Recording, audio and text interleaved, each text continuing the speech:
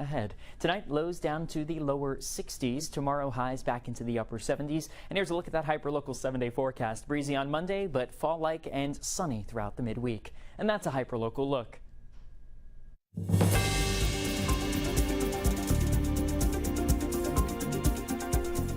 One of the first African-American broadcast news personalities is taking his talents online. I recently sat down with iconic journalist Bill McCreary to discuss his new web series that's filmed in Roosevelt. I'm Bill McCreary. Legendary newsman Bill McCreary's booming voice came straight into Long Island homes starting in the 1960s. He anchored the 10 o'clock news and hosted his own show, The McCreary Report.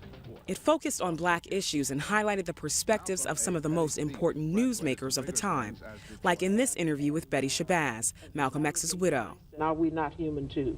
Do we not have a right, not a privilege, it's not a privilege, a right to be educated? I think that there was the opportunity to deliver the truth from people who told the truth. Now the journalist who had a front seat to history during the civil rights era is starting a new endeavor. At the age of 84, he's hosting a web series called The New McCreary Report, filmed inside the Terror Dome studio, the Roosevelt home where rap group Public Enemy recorded many of their hits.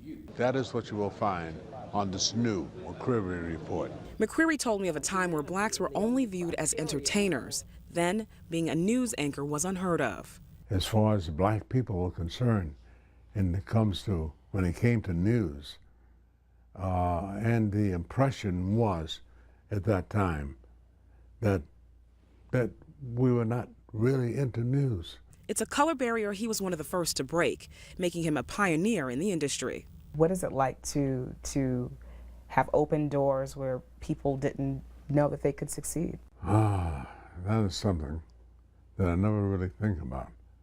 I think about coming up and seeing what's happening in the world and being put in a position that I'm able to talk about it, to tell other people about it.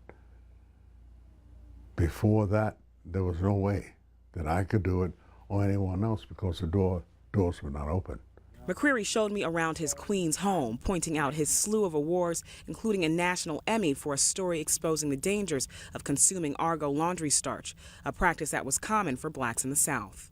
And knickknacks like this picture autographed by Martin Luther King Jr. and this snapshot with Nelson Mandela. Even with his collection of items from decades past, McCreary is still focused on progress for people of color, sharing his views on everything from Donald Trump and his proponents who proudly wear the slogan, "Make America Great Again." I don't think that he's the president that the United States wants or needed. What was good old America? What was it like? Good old America had slavery, and the blacks were down, discriminated against. That was the good old days in America. To his approval of the message that Colin Kaepernick and other NFL players are trying to send with the Take a Knee protests. At least now everybody is paying attention to it. As to how it's to be done, it's not for me to say, but you know something has to be done. McCreary says he hopes to leave his viewers with bits of wisdom, closing every show with this mantra, just like he did years ago. What I want to leave you with is this, is that if you know, you should teach. If you don't know, then you should learn. That each one should reach one and teach one. Now, if you'd like to check out the new McCreary Report, just go to news12.com, click on the Features tab, and then click Diverse Long Island. Remember, you can always follow Diverse Long Island on our Facebook page. That's facebook.com/DiverseLI. You can also follow us on Twitter and share your thoughts about the show using the hashtag DiverseLI. That's all the time we have for this edition of Diverse Long Island. I'm Avery Harper, and for all of us here at News 12, have a great weekend.